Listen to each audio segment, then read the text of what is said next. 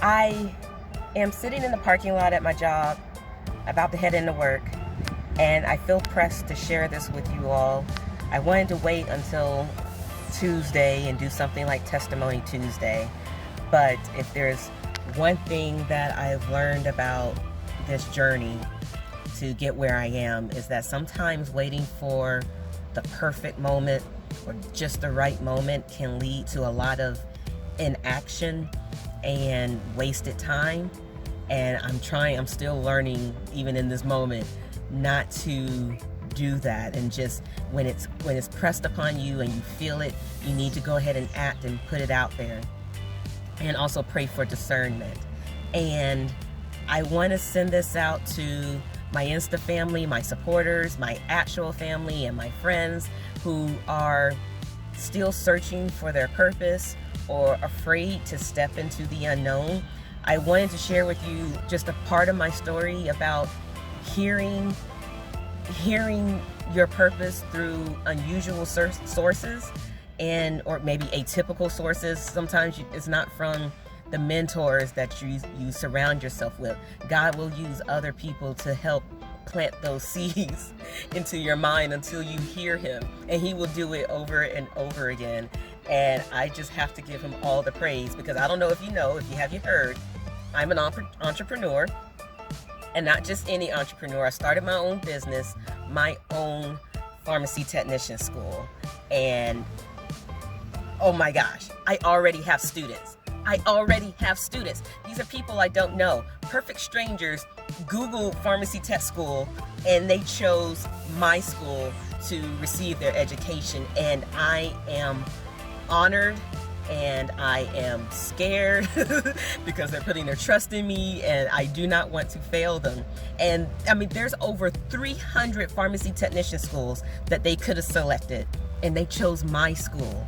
And I have to give God all the glory, because wow, like this vision is coming to pass. And I want to start by giving a shout out to my auntie Vanessa. I'm pretty sure I told her this a dozen times, but I wanted to let her know again and give her some recognition, for she gave me some advice a couple of years back, which led me on this journey. And she said that you make time to do what you want to do. And it was very simplistic. And we were probably discussing going on trips, and actually I know what we were discussing. We were discussing inaction. I wanted to go and get my master's, but I had a unpaid tuition bill from a previous degree that I tried to pursue, and it didn't work out. So I quit school, but I still had an unpaid bill out there. And it was an extensive amount. It was like well over $2,000 that I did not have. And so it was maybe 2 or 3 years of this unpaid tuition. And I could have set up a payment plan to start paying it down, but I just let it hold me back from pursuing my master's. And telling the story to her, she said, well, you make time to do what you want to do. If you really wanted to do it, then you would start. And it registered with me, but guess what? I didn't start that day, and I didn't start that week, and I didn't start that month. I still let that bill continue to sit out there, because I still felt like I had no way of actually trying to set up a payment plan until I actually began teaching pharmacy technicians. I actually got a job, which is a testimony in itself of how I even got the job teaching.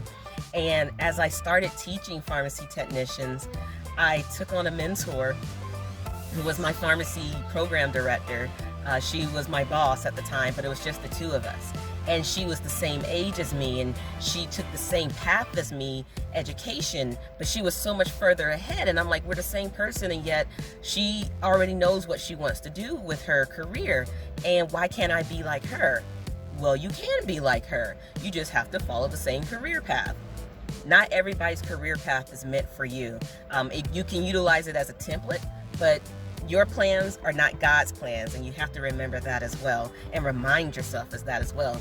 But then my auntie's advice came to mind as I remembered, you make time to do what you want to do. If you want to get that master's degree, which my mentor had, then you got to start paying this plan down.